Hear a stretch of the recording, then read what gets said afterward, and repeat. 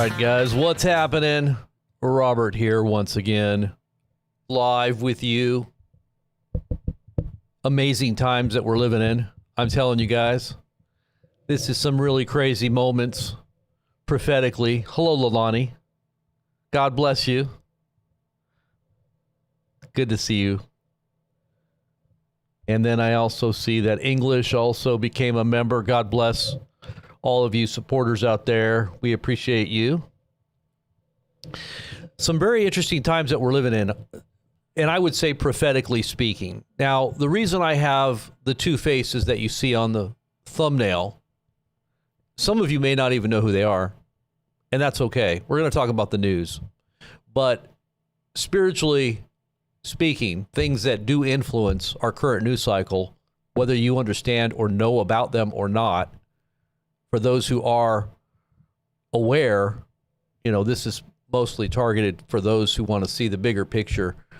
But the news definitely is something that we look at, geopolitical, meaning of how it's going to affect every one of our lives, economically, socially, you know, upheaval that is going to affect our markets. We do talk, we're definitely going to get into that, but just right out the gate for the spiritual parts of what this picture is painting here, you know, with what Trump is doing tomorrow, especially, actually it's going to be tonight for a lot of you. And I'm going to be covering this as well. It could happen at any time, actually, the release of the hostages inside of Israel.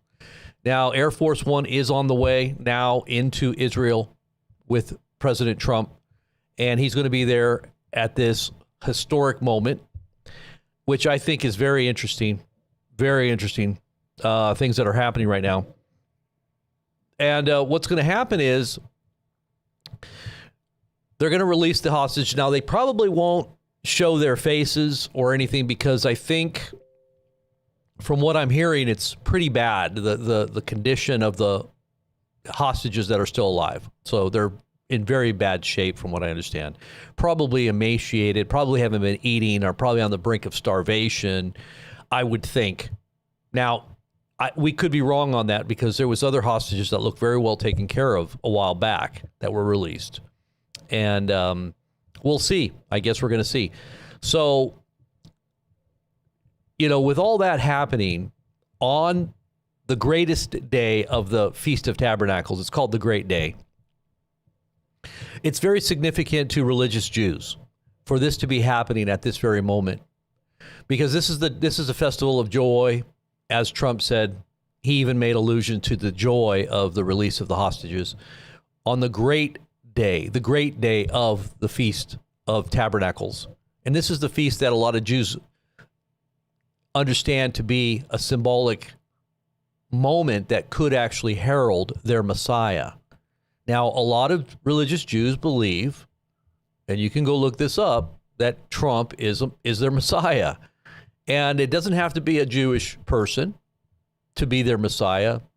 You know, Cyrus was a king of Persia, which would have been current day modern Iran, the location of where Iran is.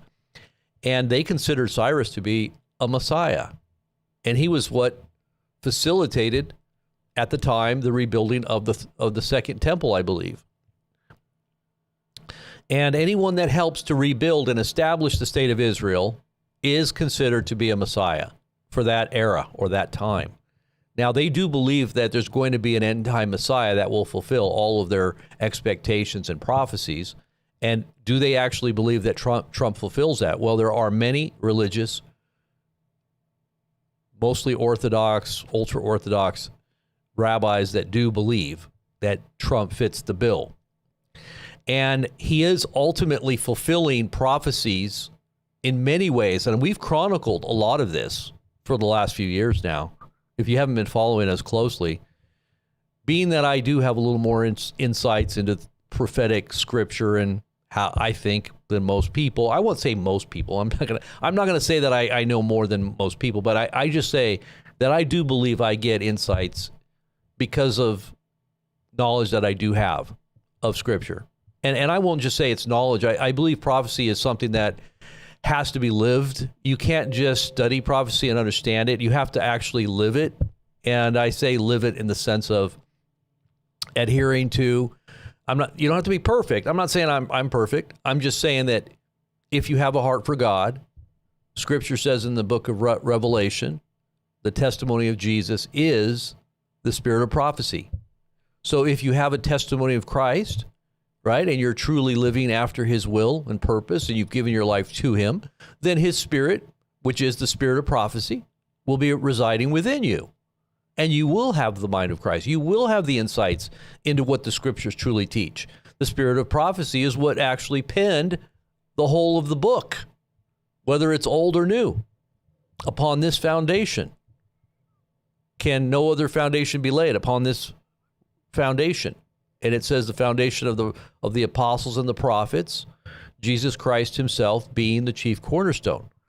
No other foundation can be laid than this, it says, right? So this foundation, that is the church itself, or what we call the church today, and I say that very,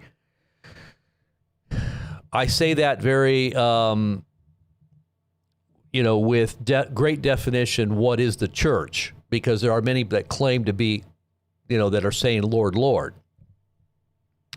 Did we not prophesy in your name? Did we not do mighty miracles in your name? And Jesus is going to turn to them and say, I never knew you. You worker of iniquity, depart from me. So just because you know his name, just because you prophesied, just because, it says they did miracles, prophesied, and knew his name, but he didn't know them. So just because you hear people prophesying, and this is why we're going to get into this, because this has everything to do with the current movement under Trump, that is evangelical and/or NAR movement, the NAR, which represents the New Apostolic Reformation, Kingdom Now theology, theologists.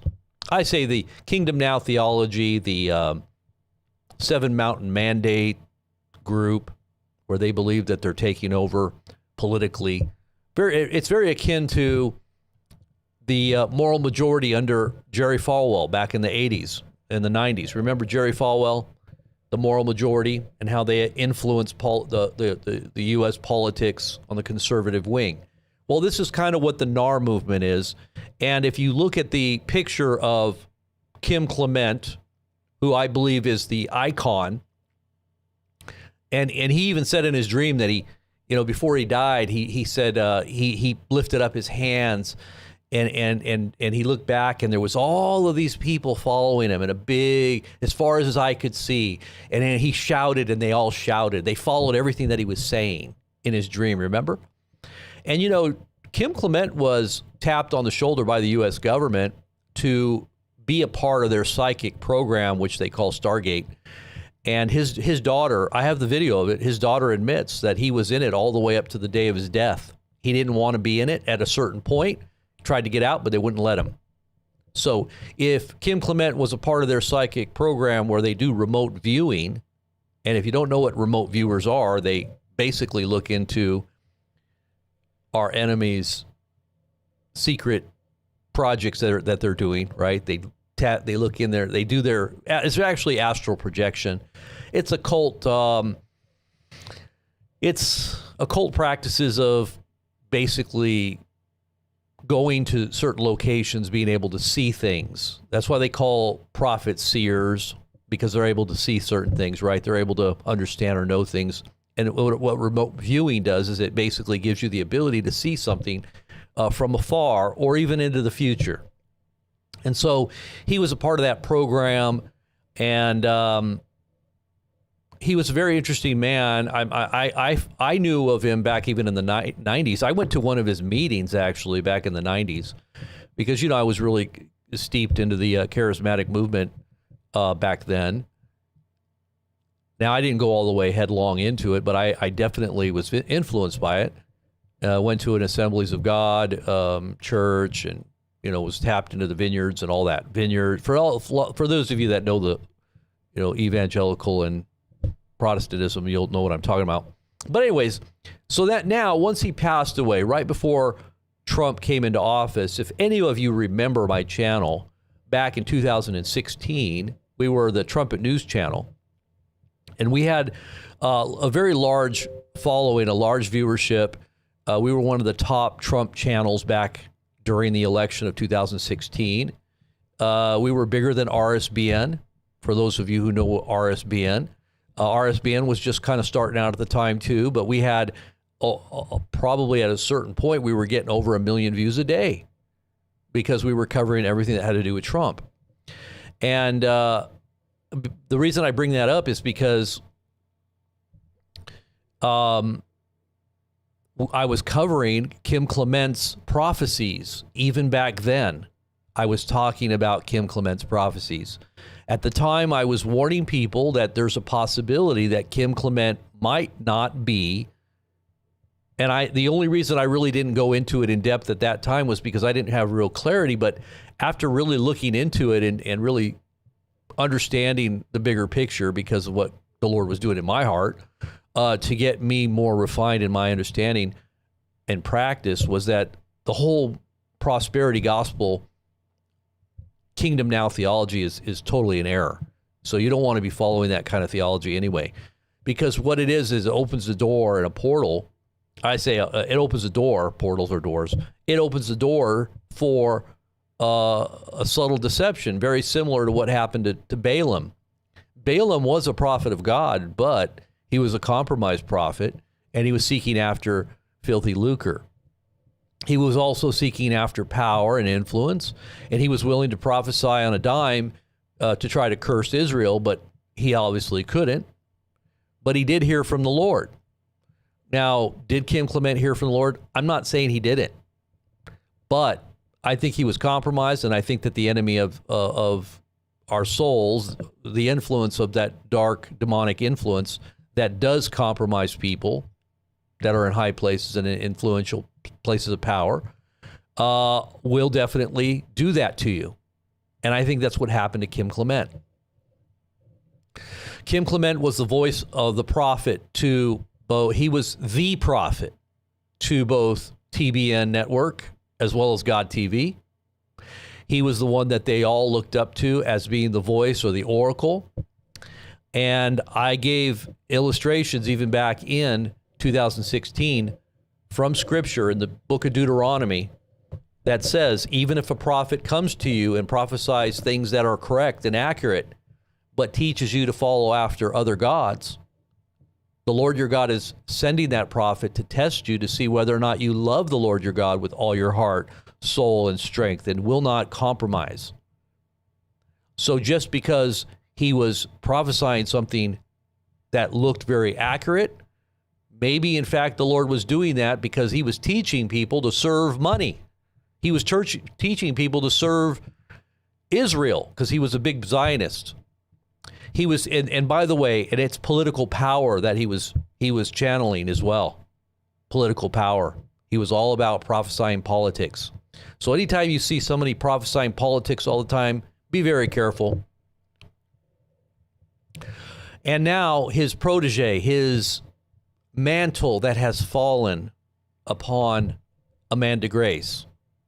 Now the reason I'm bringing this up is because I had a dream this morning, or this afternoon, because I woke up late. It was actually not the afternoon. It was early or late morning. Had another sleepless night. I finally got to sleep early this morning. But I woke up again with another dream. In this dream, I saw a portal with 2 columns, which to me looked like this arch. You know this arch that Trump is rebuilding or is going to build? I guess it's like an arch of triumph, they call it, or the arch of Trump. They're going to be doing this right there by the Lincoln Memorial. They have it all set up. They got mocked it up in a mock, however they do it with the smaller version of it to show what it's going to look like. And this arch, is basically patterned after the one in Paris. It also looks like the Arch of Titus, very similar. And in this dream, I saw these 2 pillars. And out of this one pillar was this message that was coming down. And I heard Kim Clement's voice. And there's a lot more that I could get into about Kim Clement, a little background and how he was influencing the Reawaken American tour, and really was the base of what really ushered Trump back into office, I think, and prophesied many of these things that were happening politically here in America. Many would say it's God. It's God. Right? They say it's God that's doing this. Now, God allows it. God allows a lot of things. God allowed the crucifixion. God allowed Israel to go into bondage. God allowed Pharaoh to, resist and to reject God's will. So just because something happens and it's allowed, and you can't say that it's God's will, but God allowed it. How you respond to what God allows depends on whether or not you're in God's will, right? Well, anyways, so Kim Clement was definitely a very big influence. And in this dream, I heard his voice coming down out of one of the pillars. But it was very, very dark and demonic sounding. And then I saw Amanda Grace, who I believe is very much like the oracles of Delphi. She's ecstatically prophesying, prophesying political prophecy ad nauseum. And if you don't know what the Oracle of Delphi was, they basically were priestesses that would speak prophecies ecstatically. And ultimately, the priesthood would interpret and bring these prophecies to the common the common people that would be consulting for their daily needs or their daily aspirations. They needed in inspiration, and they needed to hear from the gods. And they would go and consult the oracles at Delphi. And they were all women. Now, the priests weren't, but I would say that they're very much like the prophets of Baal. The prophets of Baal take their cue from the goddess, and she was also prophesied for Apollo. Really, the oracle at Delphi prophesied Apollo. And if you know anything about Apollo and the background of what's going on here, you'll understand that Donald Trump is after the order of Apollo. He even has Apollo gods in his penthouse. He's got Apollo fresco on his ceiling. He's got another Apollo representation. He's got a lot of Greek gods in his. I think he's got Eros in there as well, and a statue of Eros, and not a whole lot about Jesus or Christianity, but a lot of Roman and Greek gods and goddesses, all gold, everything. Apollo was also the golden god, or the god of war. He was also a god of war. He was a god of forces. He was a god of forces, but he was also a god that brought forth the light. Right? He was ultimately what the Bible calls Lucifer. I think he represents Lucifer himself, Apollo. So you've got these oracles of Delphi, but you're looking at biblically, in the biblical narrative, you're looking at Jezebel and the prophets of Baal. Prophets of Baal were all male, but Jezebel obviously was the female oracle. She was the one that got the inspiration. She was the one that was possessed to bring forth these powerful directives that ultimately were followed by the priesthood.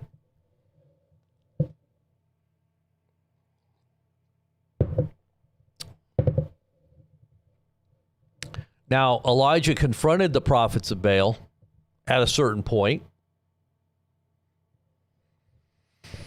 and ultimately put an end to that. And I think there's a end-time parallel here, too. We're going back into the book of Revelation. with the two witnesses. Now, I say the two witnesses I don't believe are two people. I think the two witnesses represent the church and the power of the presence of God that's manifest in the church in the latter day, which I believe we're in, by the way. All right, so this dream had to do with this message coming forth politically through two pillars, which I believe is portals that are being opened. And I would say be very cautious and also watch. Oh, by the way, when I heard it coming forth, it was like I was told, I felt I wasn't supposed to listen to it because it was a demonic message that was coming through. Don't listen to it. It's kind of like the sirens. You don't want to listen or look to the sirens. You know the sirens, and or it would put you in a trance, right? The trance of the sirens, right? Well, that's what the sirens were. They were like prophesying or something. They were. So anyway, so this political prophecy that continues ad nauseum, that has put many people under a spell, is the whore that rides the beast. Okay? If you know your biblical prophecy, you'll understand what that means. And I'll just say this, be very, very careful what you listen to and how much you give your heart to it. I'm not saying you can't hear what is being said, but understand from whence its source is, and the deception that is of this age that is definitely being gobbled up by many.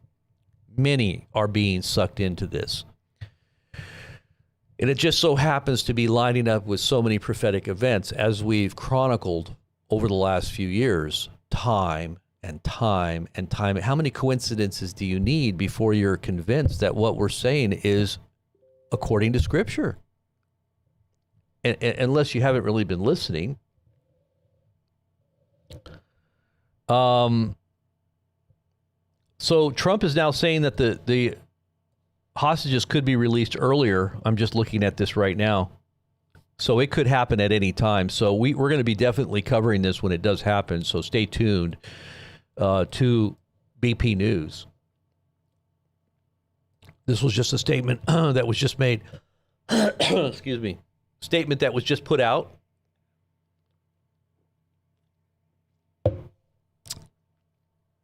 It could happen at any time, so it's going to probably be happening before Trump is getting prepared for his daily routine there in Israel.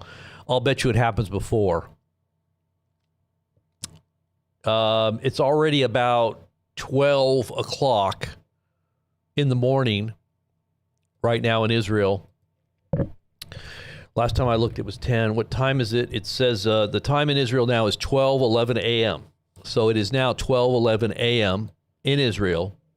So I would imagine in the next 3 to 5 hours, I bet they're going to be released sometime early morning.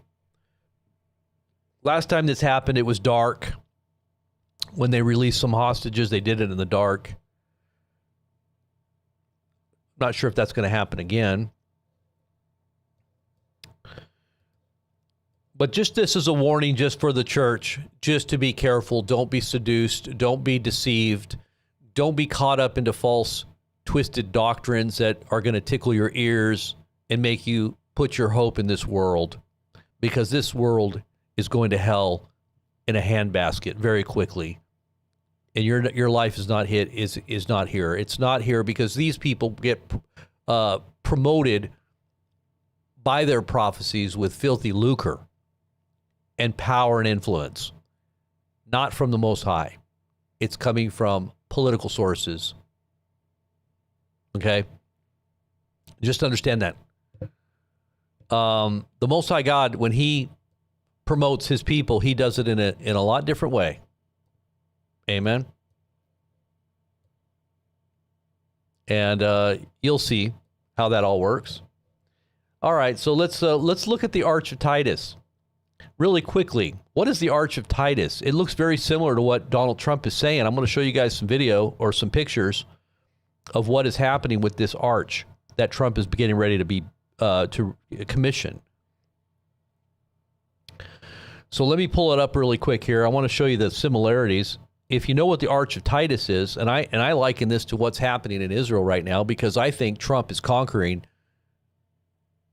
and he is literally what Scripture says would happen with, as we chronicled. And I'm going to just lay this out. How many of you guys have been following me for some time? Let me make sure, because I want to make sure everybody knows that what I'm saying, I'm not just making up. How many of you out there that are in the chat room right now can confirm that you've been following me for a little bit here? Because I'm going to ask you a question right now, and I want you to either answer in the affirmative or in the negative. How many of you out there have been following Blazing Press Channel, BP News, for a while?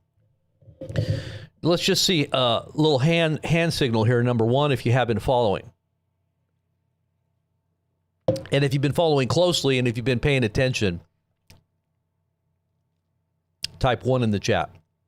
So I'm going to ask you a question now. And I want people to be looking at the chat so that you know that this is all being confirmed by people that are in the chat.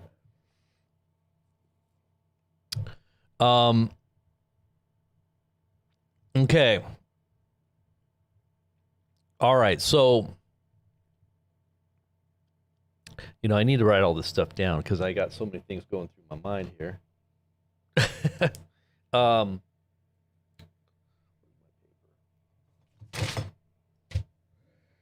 Let's see here.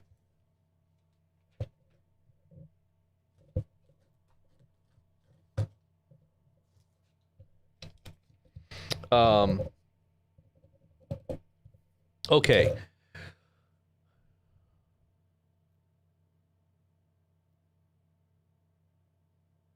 All right. So we told you guys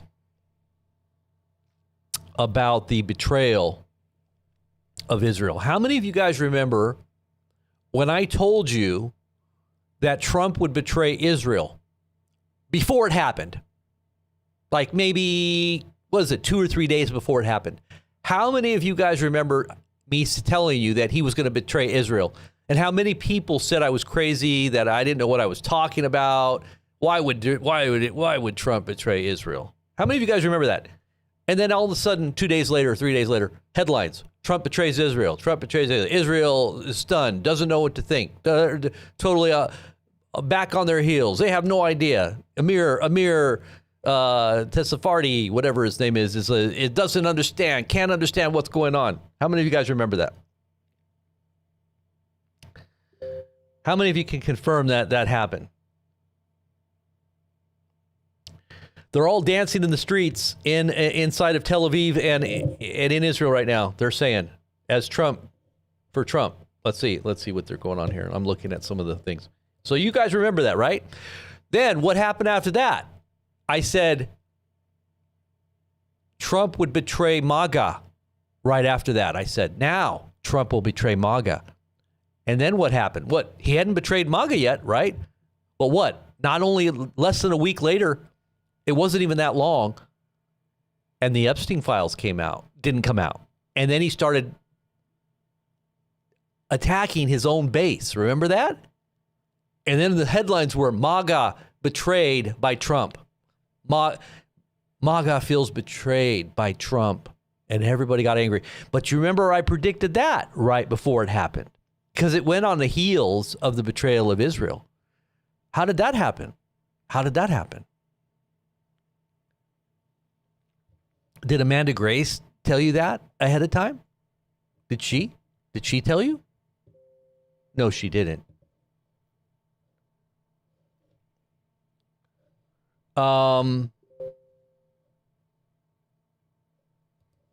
Let's see. They're talking about, there's something going on here. Hold on a second.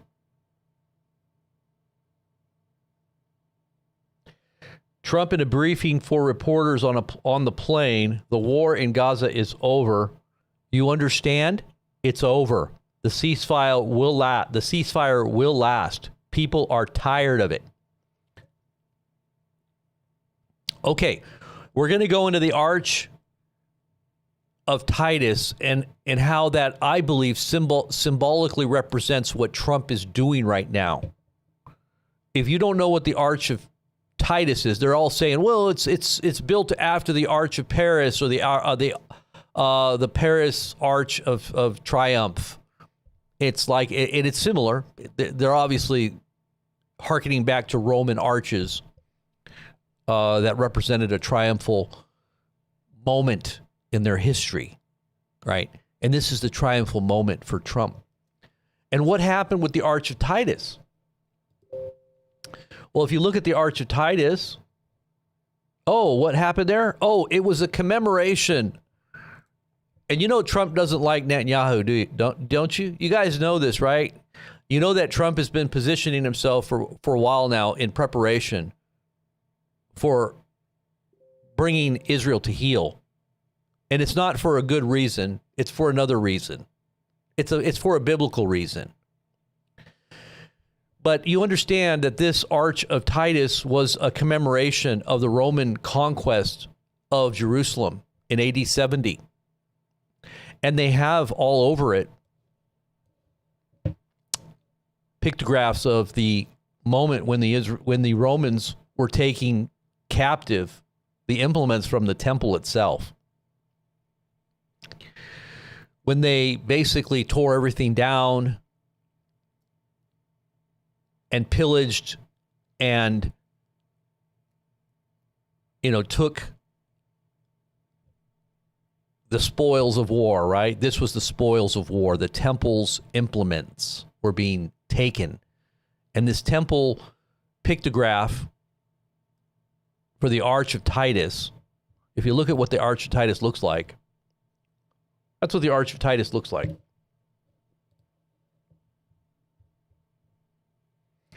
And you'll see here like that, okay? So let's see if what Trump's arch looks like. And this is also the Arch of Paris, or the Arch de Triomphe. They're going to call it the Arch of Trump, right? Or the Arch of Trump, which I don't know if they're going to call it that, but many are saying it's the Arch of Triumph for Trump. Trump, the Arch of Trump. This is the arch in Paris. This is the Arch of Titus.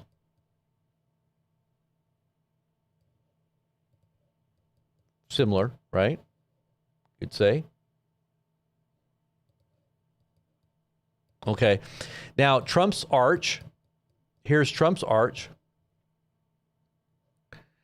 It's going to have two eagles on it. Now, you know the symbolism of two eagles. Remember, when I told you all this began under Obama.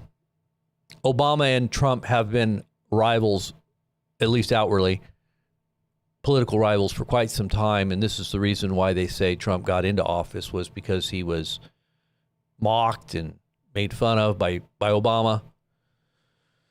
And if you remember my testimony of how I got into this in 2008, the reason why I even started doing YouTube was because of Obama. And the dream that I had during the days of awe, right as the days of awe began, September of 2008, right after the stock market crashed. Stock market crashed 777 points on Rosh Hashanah. Days of awe, I go into all the details of what happened. And during that period, I had a dream. And the dream was of two eagles on the White House lawn. Two eagles. What are these two eagles? Oh, well, maybe one represents Obama. Maybe one represents Trump. I don't know. But at the time, the Lord showed me that it represented something he was going to show me. And then what happened? The stock market crashed. Well, actually, the stock market crashed first, and then I had the dream. And I was in that state of fear and trembling, because that's what happens if you're in an understanding of what that festival means. The days of awe are a time of fasting, prayer, introspection, because the day of judgment's almost here, right? We're talking about Yom Kippur. So you have to prepare for Yom Kippur through fasting, prayer, and dedication. Well, this festival at this moment was something that came upon me so hard. The Spirit of God was upon me, and I had this dream. And I saw these two eagles on the White House lawn. 2 of them. One was dead. The other one looked dead, but it was still alive.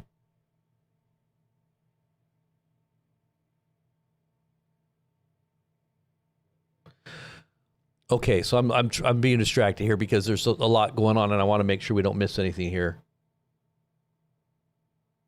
Okay, so the 2 eagles were on the White House lawn. I asked the Lord, what does this mean? I didn't know and understand what it meant. Right after that dream, they did the bailout bills. The first bailout bill did not pass. Remember, the whole economy was getting fixed and ready to crash.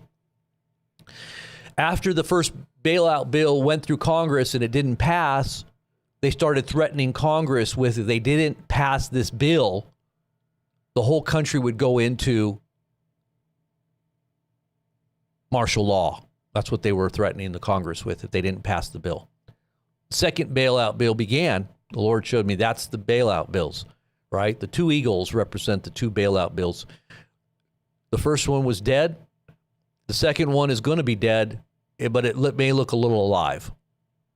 And also, by the way, 2 eagles are cultic symbols, by the way, anyway. The double-headed eagle, 2 eagles, cultic symbol. So the second bill passed, but if you'll remember, the economy continued to plummet another 4,000 points. And back then, our stock market was a lot more smaller, so that was a huge percentage. 700 points. When the stock market dropped 777 points on Rosh Hashanah, that was a big deal. And then for it to continue to plummet another 3,000 points after the bailout bills was another major significant blow to our economy, which I believe was in preparation for all the things that are happening now. And it was a major sign. And it was at that time the Lord spoke to me and said, you're going to be heard by millions of people. And at that time, nobody was watching my channel because I didn't even have a video on my YouTube channel. I was just watching videos. So I had no idea what even that meant. So during the days of awe, I found a video of Farrakhan saying that Obama was the Messiah. I posted the video on my YouTube channel, the only video that I had on there. And I thought, I have to influence the things that are going on right now in some way. I got to get people to see this because this is very significant. Nobody had seen that video. There was like maybe 1,000 people that had watched it on this other channel. But I took the video, downloaded it, and then I re-uploaded it to my channel. And I started trying to get people to watch it. I would go over to other people's channels and say, you got to see this video. People were messaging me on YouTube because at that time it was more of a social media kind of platform where you could message people. And I had all these people starting to watch it. And they were like, wow, this is crazy. Farrakhan is saying that Obama's the Messiah. And then what happened? Well, this guy came and said, hey, I'm in sales and I believe that your video needs to be seen by the world. And he says, we're gonna get some eyes on this. And I was like, okay. I remember his name was Geronimo. He had some kind of icon. It was Indian. I think it was Geronimo or something. And he comes back to me all excited and he says, you're going viral. You're going viral. And I says, what do you mean? At that time I thought he was a little crazy. So I didn't even know what viral meant. You know, back then, YouTube was very new, only had a couple years been out, and I didn't even know what the meaning viral meant. So I was like kind of not sure what he was talking about. At the same time, I thought he was a little bit weird. Maybe there was something wrong with this guy because now he's telling me I'm going to be seen by everybody. But I didn't put it together with the word the Lord gave me just a few days before. It was like I said, it was during that days of awe. And then all of a sudden, my video started getting all these views. I started looking, it was 10,000, and then it was like 50,000, and then it was like 100,000. I couldn't believe it. I was like, what's going on? He's like, I got it viral. I got it viral. He goes, I took it to to the RNC, and I got past the gatekeepers, and they got me to the head of the RNC. I forget what they call him. He is the head of the RNC, the Republican National Convention. He goes, I gave it to them. I led them to your channel. I took them directly to your channel. He said, this is going to go all over the news. And sure enough, my video was on the top of Drudge. It was the main article on Drudge. You know, the big name that they had back then, Drudge was the big deal, right? Top of Drudge. It was on Hannity and Combs, Rush Limbaugh. It was on every channel. I don't think the mainstream media at that time, they might not have covered it, but it was everywhere. And I was seen by millions of people, just like the Lord showed me. And that happened when it went viral. It went viral on Yom Kippur, the Day of Judgment. Okay? So these types of things have followed our channel for quite some time, and anybody that knows will understand that that's true. We're not making any of this up. But here you go. You got the arch with two eagles, and in the middle, you've got an angel. You got an angel right in the middle, a golden angel. What angel is that? What angel is that? With two, and look at how it's set up. So on the right-hand side, you see a mock-up of the arch for Trump. And it's a big one. Okay, so you can see it up close, a little bit more detail. But on the bottom, you see the layout of the way it's going to be laid out. So you've got the Lincoln Memorial right in the middle. Let's see if you can see this. Can you see my cursor? No, you can't. Okay, let me get the cursor in here really quick so you can see what I'm talking about. Oh, no, come on. Did I mess it up? Okay, so here is the Lincoln Memorial. And then all the way across here is where you see the arch. This is the arch of Trump. And you've got two eagles, and then you've got an angel, a golden angel sitting at the very top. And over here is the same thing. This is just a bigger mock-up of what he says is coming, right? And here you got your stealth bomber, right? This is one of his displays inside of his White House, or on his desk. I think it might be on his desk. So you got that big stealth bomber there. But this is Trump. This is Trump. You know, these gates, these arches mean something. And they are portals.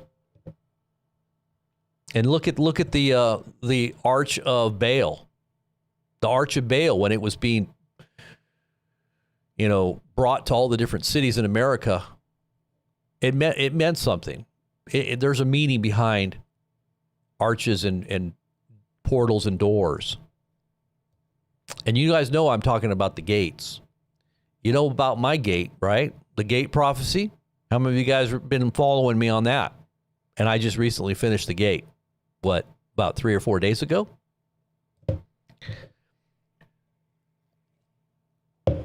All right. Let's go on. Let's move on and get into some news.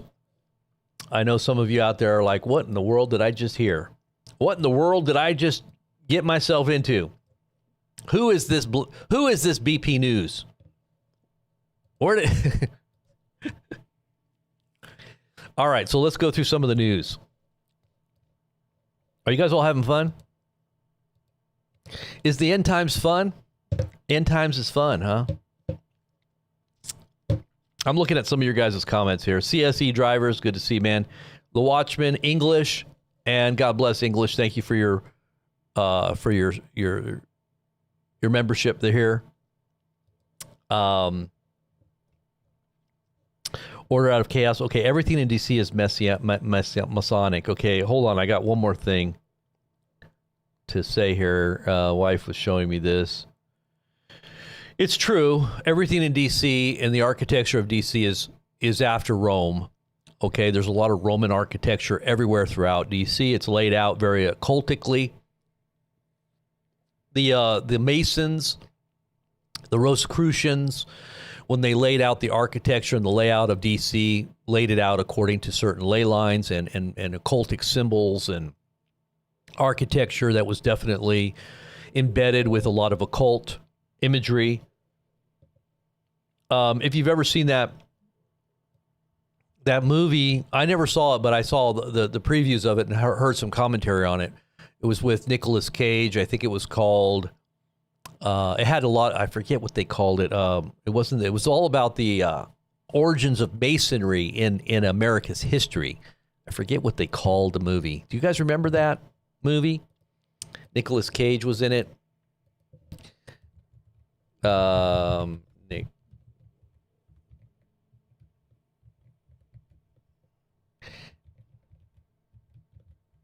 It was called, it wasn't The Rock, it was called National Treasure. The movie was called National Treasure. How many of you guys saw that? Well, that's kind of what I'm talking about, the influence of Masonry. And if you don't know what Masonry is, you just know it's a secret society that basically, I think, has very much to do with Jewish influence because it has a lot of Jewish symbolism, especially the Temple of Solomon, and it basically brings together all different people from different cultures and backgrounds and societies into one, or in religions, into one society. And they basically indoctrinate you. You go through different levels of initiation until the point when you get to a high level, 32nd degree, 33 degree. And I think Trump, from what I understand, is a Mason, and he's a very high level Mason. Now, they do that whole thing with the initiation. If you remember, Trump, when he was inaugurated in the Capitol building, in the belly of what they say is ISIS. The phallic symbol, which is the, what they call it, I'm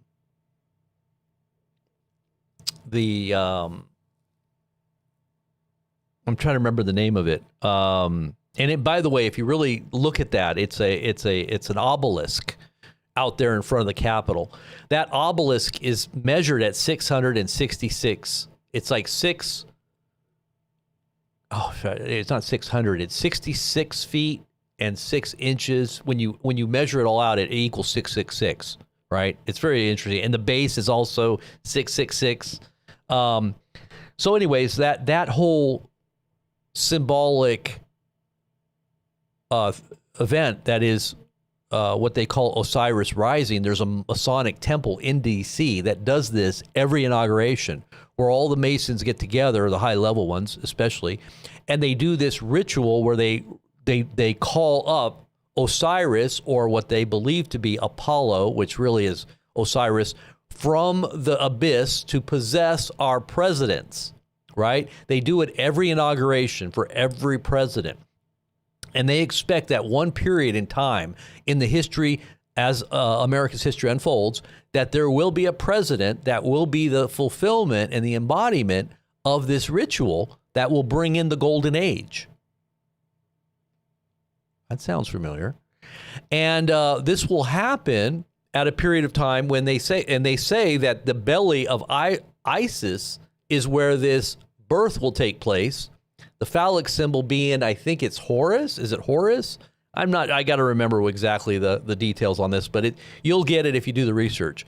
But this is supposed to impregnate, and the birth will happen inside of the belly, right? And the belly, and what president has ever been inaugurated in the rotunda in the Capitol ever in the history of the United States?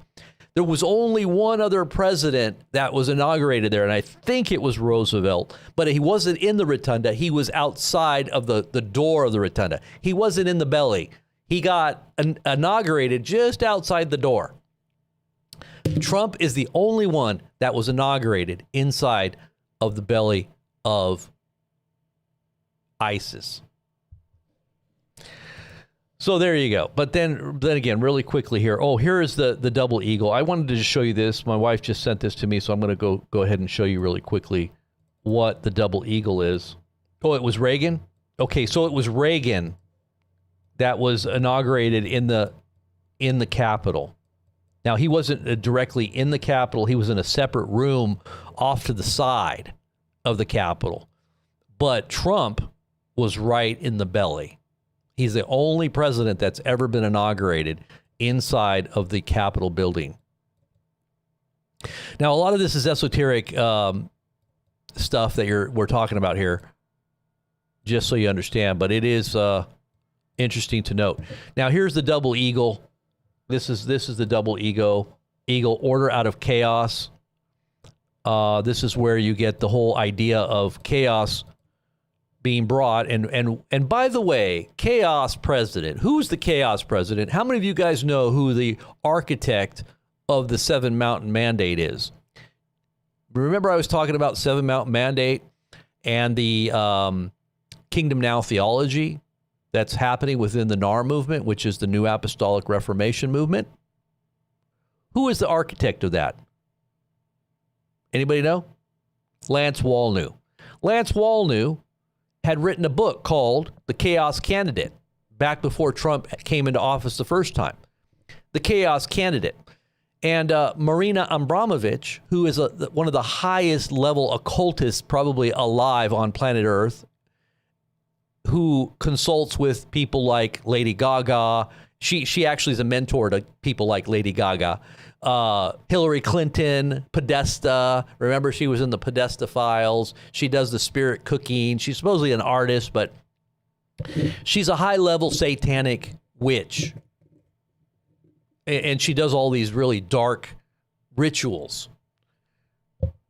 She said that she consulted with the shamans. She said the shamans who do collective dreaming. And they all go into a time of fasting and prayer, and they isolate themselves, and they all dream. They go into their dream state, and they all hear from the gods that rule the planet, right? The people of this planet, the earth, the powers that be, whatever they call them. Spirit guides, ascended masters, whatever. Aliens, I forget what they call them. They probably call them ascended masters or something. But they said, this is what they told Marina Abramovich. They said, when we all had our collective dream, we came together to speak about what we saw and what we heard. The spirits told them that Trump was a magician of the highest order and that he was going to bring enlightenment and an awakening to the planet, to all nations, and that he would do this out of chaos and out of bringing chaos, right? Then he would bring about this order. Well, this is exactly what this is. Order out of chaos. If you're not familiar with the occult and what the expectation of the future is in terms of what the Great Reset or the New World Order comes out of chaos. The Great Reset is going to come after there's a great destruction of global economy. Where does global economy center? Right here in the United States. This is why I'm saying there's going to be a great disruption to everything that has to do with economics. We're going to see a big collapse, and it's going to usher in this digital currency and this new digital era of controls and manipulation and control and coercion, and if not coercion. All the technology is there to track, trace, tag, bag, and every one of us. It's all there. And it's all going to be connected to your monetary. It says this is exactly what the book of Revelation says, that you wouldn't be able to buy or sell unless you have this mark or the number of his name, right? It's all digital. It's all computer-based. The digital number of 6 is obviously a computer number as well, right? Well, we got this digital coercion that's going to take place when this image, it says, begins to speak. When the image takes on life and it has the ability to communicate. And this image then causes everyone, both small and great, bond and free, over the whole of the earth, to worship or give its allegiance to or follow after this other beast, right? The what many say is the Antichrist. That this controlling influence over the planet is going to be monetary. It's going to cause you to follow and worship, or you're not going to be able to buy or sell. You won't be allowed into society if you don't become a part of this order, this new world order. and it's going to be ushered in through chaos.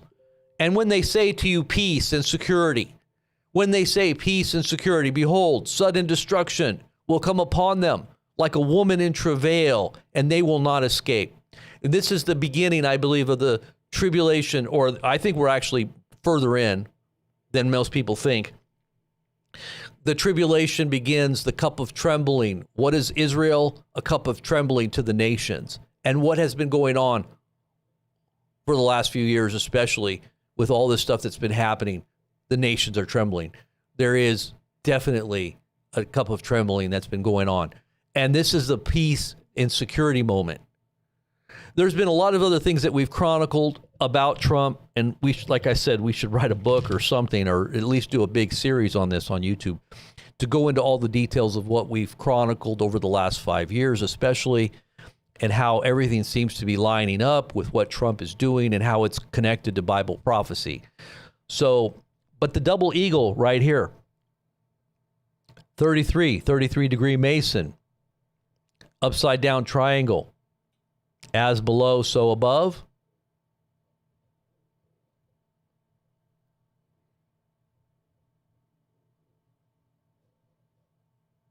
Did the Nazis have a double eagle too? I wasn't sure if the Nazis did too. I think they did too.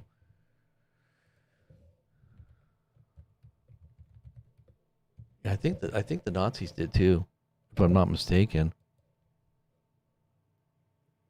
No, they just had one eagle. Well, actually, yeah, they just had the one eagle. But there was a party.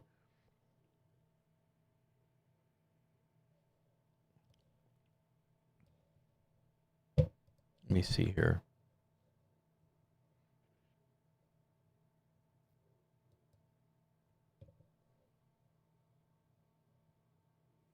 Huh.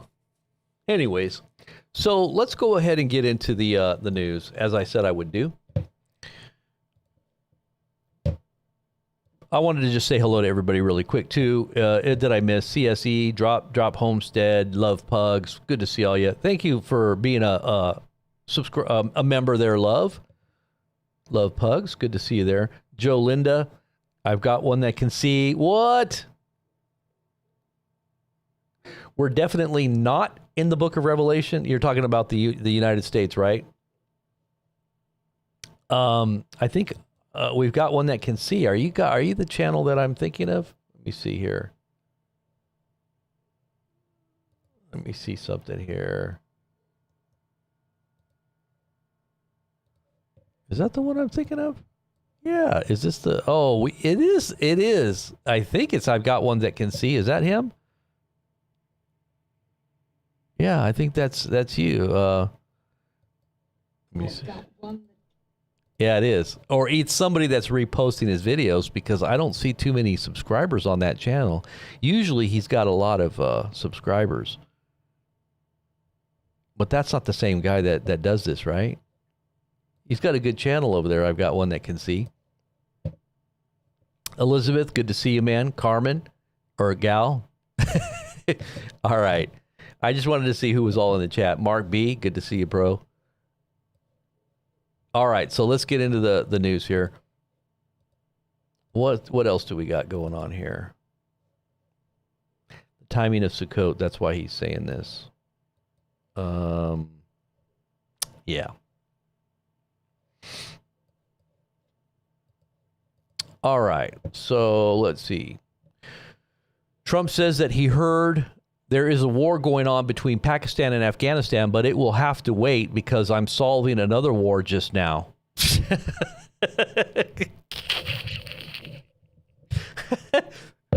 The president of peace. The president, we're going to call him the president of peace and security. Should we call him the president of peace and security? Let's just call President Trump the president of peace and security. You know, the Nobel Peace Prize winner was that woman, and she decided to give the Nobel Peace, or she wanted to dedicate it. She didn't want to give it to him, but he did say something about receiving it from her if she wanted to give it to him. Like, you know, you can give that to me there if you'd really like to, but but I do appreciate the dedication. But anyways, this is Trump saying that he settled the India-Pakistan war in 24 hours just by using tariffs. So the Indian-Pakistan war, he made a boast about solving because he used tariffs, but now there's another war popping up. Like, he's already solved 8 wars, and this is going to be the 9th war, I guess, he's going to solve. I guess we're going to see if this isn't the moment where we see sudden destruction, as the Bible says would happen when they're saying peace and security, peace and security. Isn't that interesting that the Bible says that there would be a time when there would be this mantra of peace and security, and it's right preceding a time of great destruction? You know, all of the seeds are there for a massive miscalculation that would lead to a catastrophic war that would be encompassing the whole planet. You know that, right? Do you know how close we are right now? Have you seen what's going on in Ukraine right now? The Russians are making a lot of gains right now. There's been a lot of attacks inside of Russia, a lot of energy facilities that are being blown up. Today there was another one. Did you see that? Huge explosion. I think it was in Ukraine. And it's been happening on both sides. But the Russians are now making more gains now. They're getting back a lot of territory that they had given up. So this is causing Zelensky to kind of have a little panic attack, from what I understand. He's calling up Trump, they're doing look what they're doing. Trump, help. Because things are getting bad. Now, we're delivering these high, long-range, nuclear-capable missiles, these Tomahawks, and,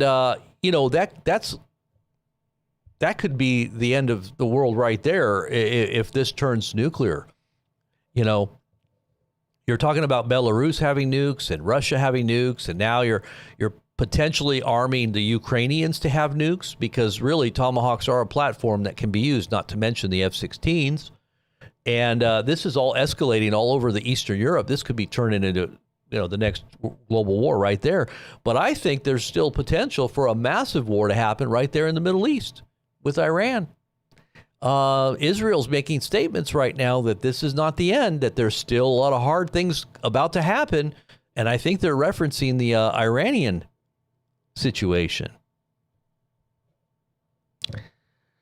So Trump says that he's going to tell Putin that if this war isn't settled, I'm going to send Ukraine Tomahawks. That's what Trump has just stated to Putin. Or he's going to tell Putin. Well, he already did, because he basically made it public, right? So it's already all over the news. So he basically already did tell Putin. He doesn't necessarily have to even give him a phone call. He probably won't. That's his warning right now. Trump just said it. That's all that matters, right? Trump now says that he was the apple in the eye of Russian President Vladimir Putin. What does that mean? Trump says that he was the apple in the eye of the Russian President Vladimir Putin. I guess they were having a love affair there for a little bit. I guess they were like buddies. I guess that's what it means. And now he's not. He's like, well, we were buddies, but we're not now. And I wish we could get back to being buddies again, because I really do want to have peace and prosperity. But I don't think the Russians are going to go along with it, and I don't think China is either. I think they see through this. They understand what Trump is doing. They probably are aware that he is trying to seduce them into a place where they become neutralized. And who can make war with him, right? But what does it say in Daniel chapter 11? Verses, what is it, that last chapter there? I think it's right around verses 30 to 40. Chapter 11, it says that he gets troubling news from the north, the king of the north, and also troubling news from the east. Russia, China, But he makes war, and he continues to conquer, and he continues to take. He continues to influence nations all over. Breaking, the Muslim and Arab countries are all cheering. Both Muslim and Arab countries all over the world are cheering. Everybody's cheering at one time. This has never happened before. Usually, if you have one cheering, the other isn't. This is the first time that everyone is amazed and they're thrilled. They're wondering after Trump. They're wondering after him. They're amazed. Everybody is amazed. Even Jews are amazed and wondering. This is the first time that everyone is amazed and they're thrilled, and it's an honor to be involved, and we're going to have an amazing time. It's going to be something that's never happened before. This is Trump's statement. Just picture Trump saying this. The Muslim and the Arab countries are all cheering. Everybody's cheering at one time. This has never happened before. Usually, if you have one cheering, the other isn't. This is the first time everybody is amazed. And they're thrilled, and it's an honor to be involved. And we're all going to have an amazing time. And it's going to be something that's never happened before. That's Trump. That's what Trump said. All right. That's right out of his own mouth.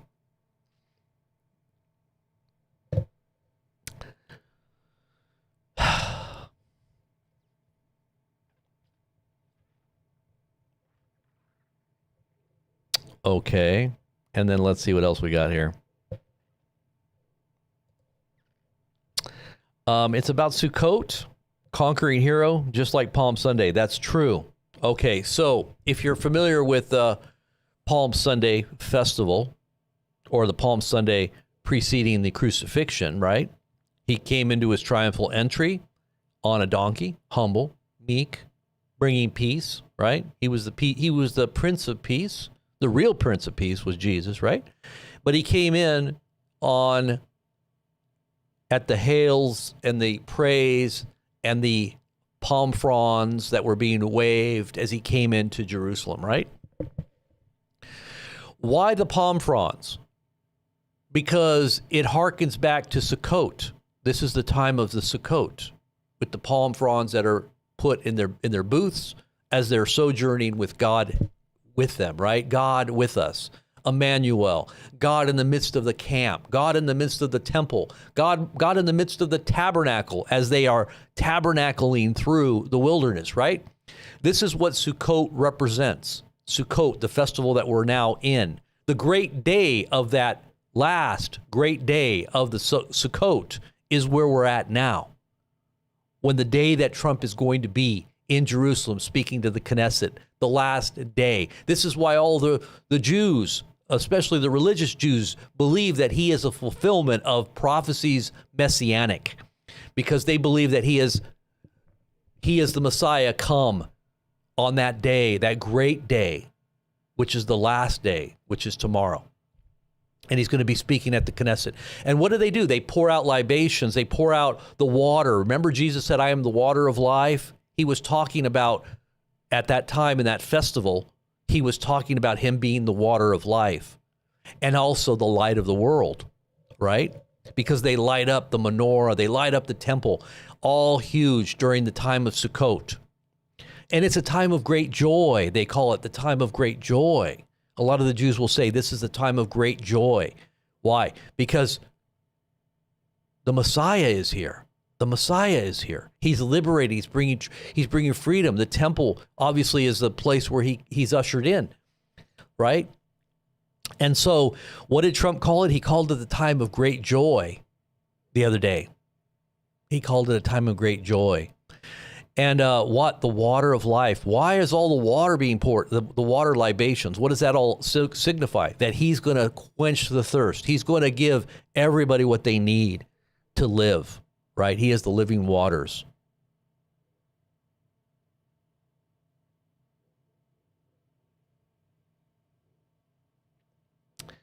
But as he comes in, to the waving of the palm fronds. You have the flags. Everybody, you're going to see this tomorrow or tonight. We're going to cover this. You're going to see everybody just hailing him as a king, as some very, just like the Arabs did when he went to Saudi Arabia. They were just hailing him as a president of the world. He's not only bringing technology to all of the Middle East, what they call the Stargate project, he's doing it also in Europe through the UK. They're disseminating this technology of Palantir, AI, the infrastructure for the global economy. He's rolling it out. He's rolling it out to these countries and to these regions. Not to mention here being the capital right here. And they're going to rebuild Gaza in his name. I'm telling you, this is his name is going to be all over this. And the book of Daniel, chapter 11, verse 45, talks about how he pitches his tents right between the sea and the holy mount. He's going to be right there. And this is weird because I told you guys this was, my wife and I were talking about this one day.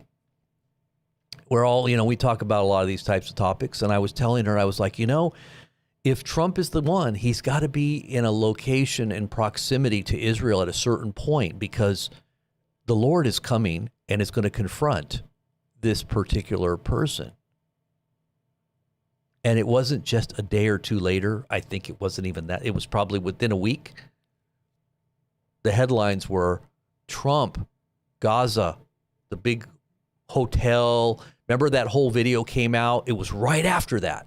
Right after that, which I believe the Lord showed us to confirm that this is it, about how they're going to do this real estate deal, and that Trump is going to parcel it out to different countries like Saudi Arabia. They're going to give them all a stake in it. This is going to be a Riviera by the Mediterranean. They're going to turn this into a paradise in the Middle East, a jewel, right? And Trump is going to oversee the whole thing, the whole project.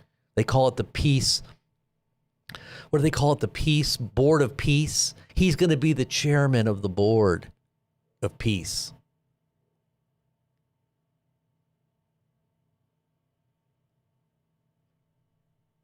What do you think? Biblical scholars out there, what do you think? Is making sense?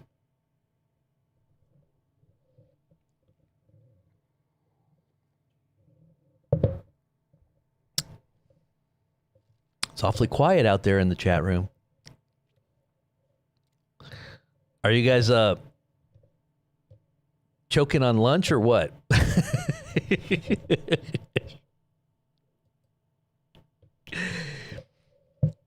Russia, we already know, gave Kim the hyper. Yeah, that's probably true. They do have hypersonic weapons, I believe. I do believe that.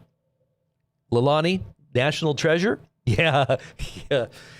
Are you talking about the movie, Lalani? Are you talking about the movie?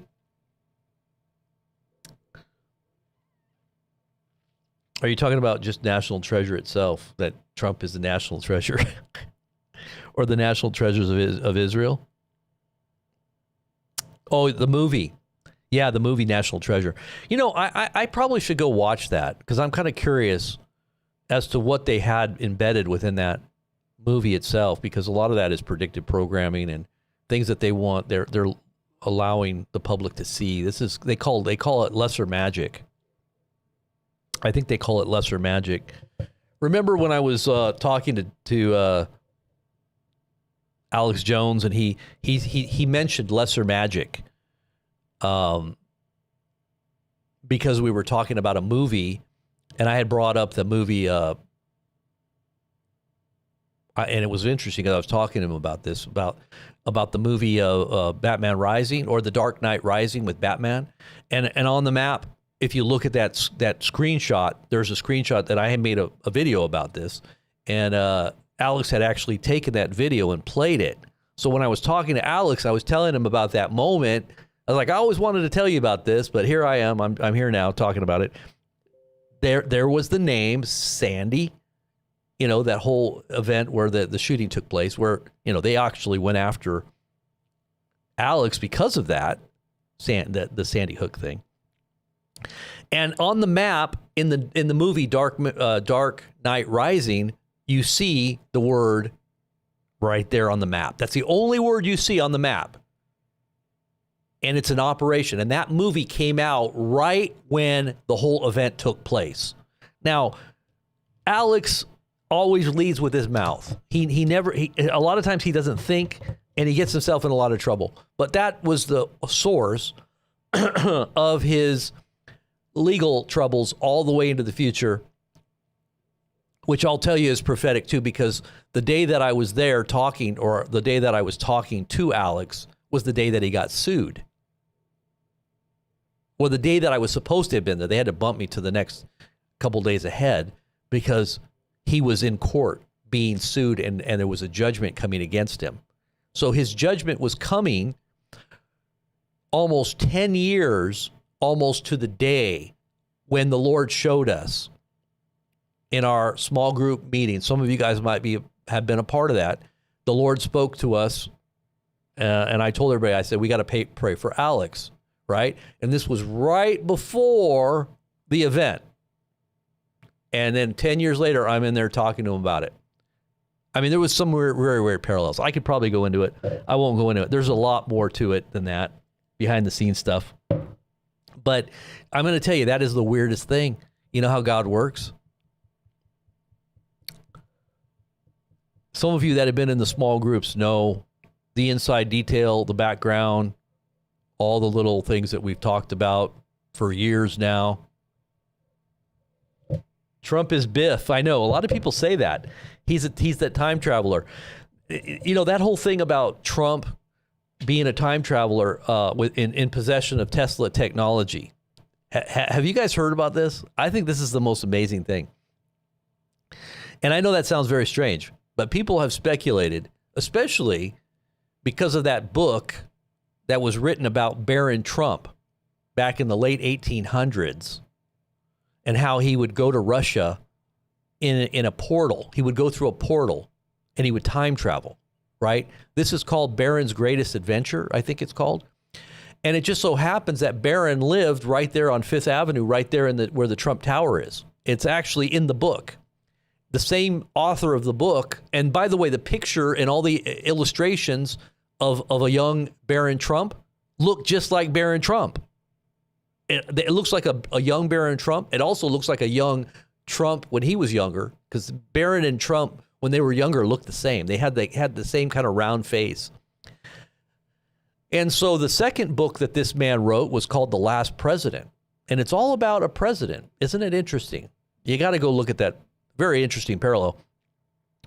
But we could get into all that. The Moonchild, Aleister Crowley, how that was all happening on the very same day that Trump was born. And there happened to be a full total lunar eclipse on the day that Trump was born, and the correspondence between Aleister Crowley and Jack Parsons and everybody. It was all on that same day that they said the Moonchild was born. I know I'm going off on all kinds of, there's so many different things I could just go on. But now that I got your attention, wow, bring them home. It's more noble than any dumb Nobel Prize. Yeah. Wow. What was the other thing? There are so many things that line up. I'm just telling you, man. It is so crazy. So many things. I could just go, okay, so then the whole Tesla thing, right? And look at Tesla. Who's Tesla now? It's like a reincarnation of Tesla in Elon Musk, right? So Tesla, when he died in an apartment that they said they needed to secure, and the government went in there and secured all of his research and testing, because he was all into that dark stuff, the propulsion, the anti-gravitational propulsion technologies and things like that, and time travel. He was also there supposedly looking into time travel. We're talking about Nikola Tesla, right? And so the government went in to secure all that information when he died. Guess who went in there to get it? Who was tasked to go oversee all that? Trump's favorite uncle. And supposedly they didn't get anything. There was nothing there, right? Supposedly. So many people say that Trump's uncle, who doted over Trump,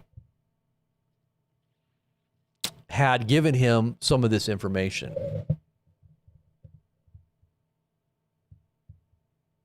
And there's some other weird folklore. I'm not saying folklore. I think it's internet lore on some of the forums about Trump's pseudonyms. And is it possible? And then people liken it to the movie Back to the Future, and that it represents some weird things that are connected to Trump as well. I think that's kind of weird. But anyway, it goes on to say, look at his name. Thousands are attending the rally yesterday. Let's see here. Let's take a look at this.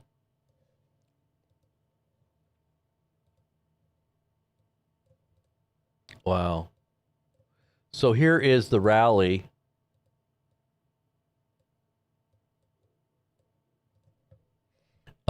This was in Tel Aviv, applauding Trump at massive rally. They jeer Netanyahu. When Netanyahu's name is mentioned, they boo and they jeer. But when Trump's name is mentioned, everybody screams and yells and is cheering. Listen to this. Let's look through this. Let me just see if I can get to the moment.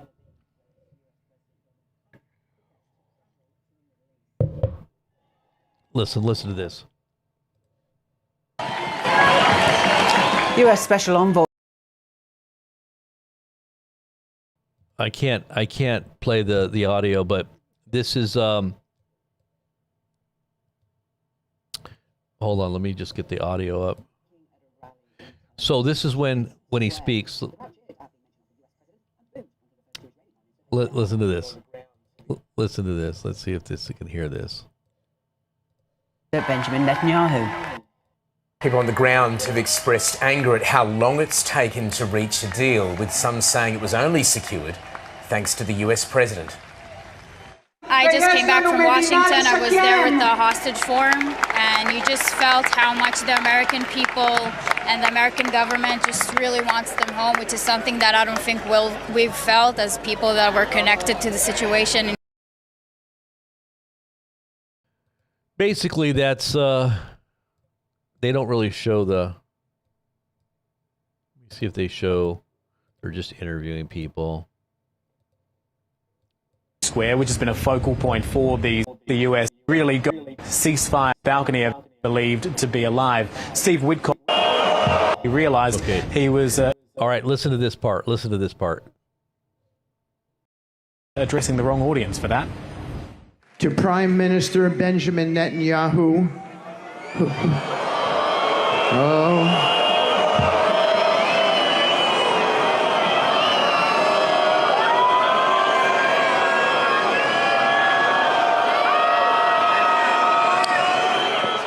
Okay.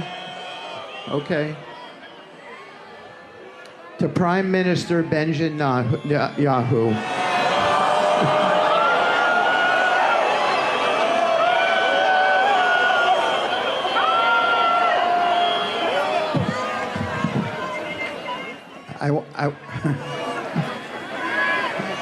Okay, let me just finish my thought. I was in the trenches, guys. Let me just finish my thought. I was in the trenches with the Prime Minister. Believe me, he was a very important part here.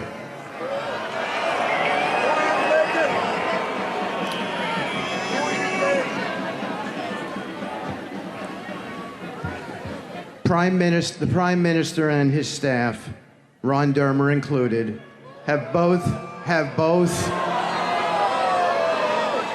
Okay. Okay. Have both sacrificed so much for this country and devoted their lives to the service of Israel.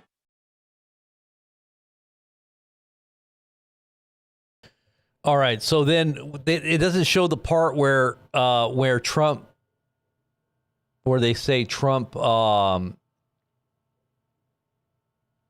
everybody cheers.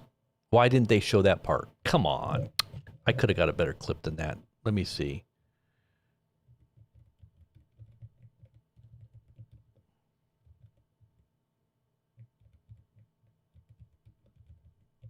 Let's see if I can find it here really quick. Is this it? Okay, this might be it. Okay, here we go.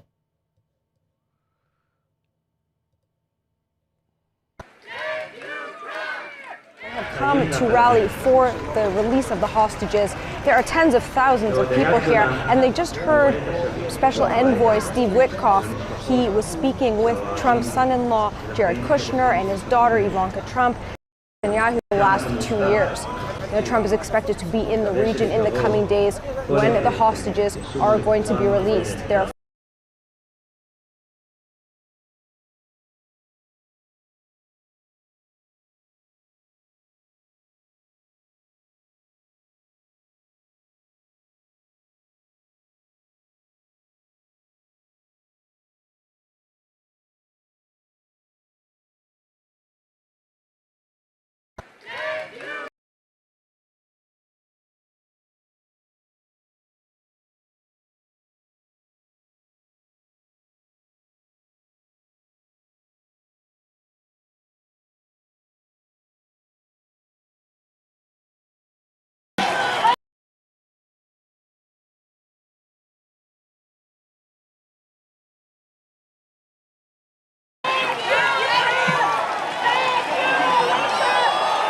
To Prime Minister Benjamin Netanyahu.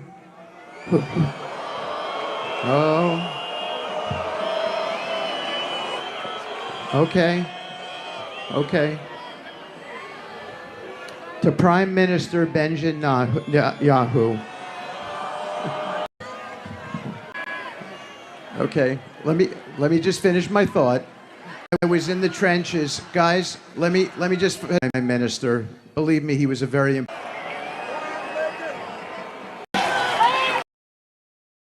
Okay, so this clip doesn't have when they cheered for Trump. What is the problem here? Why can't I find this stupid clip? Oh well, it doesn't matter. You can find it if you want to just go look for it. This is a 4-hour long clip here. I'm not going to go searching for it through there. They should have just had it clipped out. Why people? I mean, these are news agencies. Can't they just put one clip next to another? I mean, what's so hard about that? Let me see. Is this it? Oh, gosh. I mean, I went through so many clips here. This should not have been difficult. How did President Trump believed he is the greatest president in American history, and we're here because of him. And I also have to say, working with President Trump on this, his commitment to seeing peace, to seeing the... And some people say, well, Jared Kushner's the Antichrist because he's got the 666 building. Well, he doesn't have it anymore. He sold it. And there's no way that he could be. He's too diminutive. He's very, he's not personable. He can't even barely speak. He sounds like, Urkel. Not everybody follows him. He doesn't have that personality that's going to be influencing the whole world. It's not Jared Kushner. I mean, tell me that. Look. Hostages return home, to seeing Israel secure and safe, and to seeing the entire Middle East stable and thriving is unmatched. And the president wanted me to share, as he has with so many of you personally, that he sees you, he hears you, he stands with you, always, always. To the hostages themselves, our brothers and sisters, you are coming home.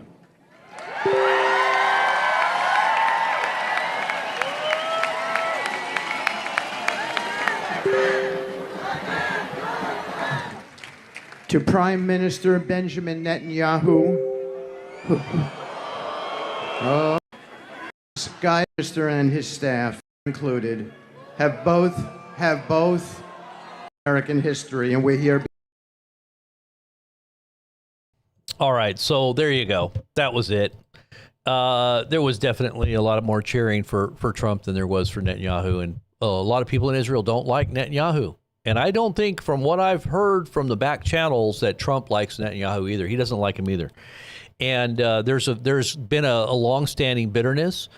It goes all the way back to the time when Trump was saying in 2020 that he won the election. Not one world leader confirmed the election results except for Netanyahu. Netanyahu came out and confirmed that Biden was the winner. Trump was enraged, from what I heard. And Trump never lets go of a slight. He never lets go of, if you've ever read any of his books, Trump's books, he talks about how he deals with people that disrespect him or slight him or cross him. He's a man of vengeance, and he'll take vengeance out on you 100 times than what it was dished out to make an example of you. And he says he waits for the perfect opportunity too. He doesn't do it until the moment when it's going to hurt the most. And so I think he's just waiting on this whole retribution thing. But I don't think he likes Netanyahu. There's been other instances where they've talked about how Trump has cursed at Netanyahu in the last few months. He said expletives toward Netanyahu. He doesn't like him, they say. But obviously he's playing a part. He's going along with an agenda. There might be some reasons why Trump might have to go along with this that he probably hates. And if you know what I'm talking about, it might have something to do with an intelligence operation that was going on here behind the scenes that Trump was involved in. Or it could also have some connections to his bailout from Trump's bankruptcies. They said there was some Jewish influence in getting him out of the hole. You know, Trump's filed bankruptcy, I think, 7 times in the last, 30 years or so. So there's been some pretty big holes that Trump was in financially that he got bailed out of. He was definitely in the hole for over $1 billion at one point, some had said, and that somebody came to his rescue that is probably owed a favor, maybe, if that's what you could say. So what do you think? Is Trump compromised in some way, but he's wiggling out of it? Maybe he's going to wiggle out of it. I think he is.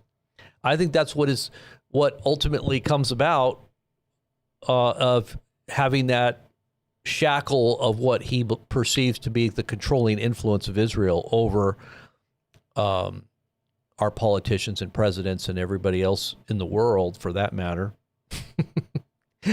You got to go see Jimmy Dore's recent commentary. Do you guys know who Jimmy Dore is? He talks all about this recently. He did a little thing. I might post it on our Telegram page. But anyways, I just wanted to kind of touch base with you guys on some of this, get it out there for you guys to think about. Make sure you're connected to our Telegram page and our Patreon page, if you will. Also, support us in every way by prayerfully promoting us however you can. Another way to promote us is to give a donation. That helps. That definitely helps. But getting out there with talking about our channel, talking about our content, sharing our content, and thumbsing it up and commenting in the comment section. That also helps. So do that, and you'll help out the channel. You'll help out the algorithms. Definitely get it out there. In the meantime, I just want to say God bless, and we'll keep in touch. If and when this begins, we're going to cover it. God bless. Hold on 1 second. What's it? 1 second. 1 second. I'm on. I know. I'll go get him. That's my son. He's telling me the dogs are out. Who let the dogs out? Who let the dogs out? Anyways, my dog got out because it's raining. You know, the ground's all soft, so now they dig holes. They think they're really cool now. They're escape artists. Our dogs are escape artists. But hey, guys, I'll be talking to you guys as soon as this thing begins to happen and unfold in Israel. We're going to be back here live streaming, so make sure you share this everywhere. And we'll talk to you then. God bless. Have a great afternoon and a great evening. And we'll see you back here in a little bit.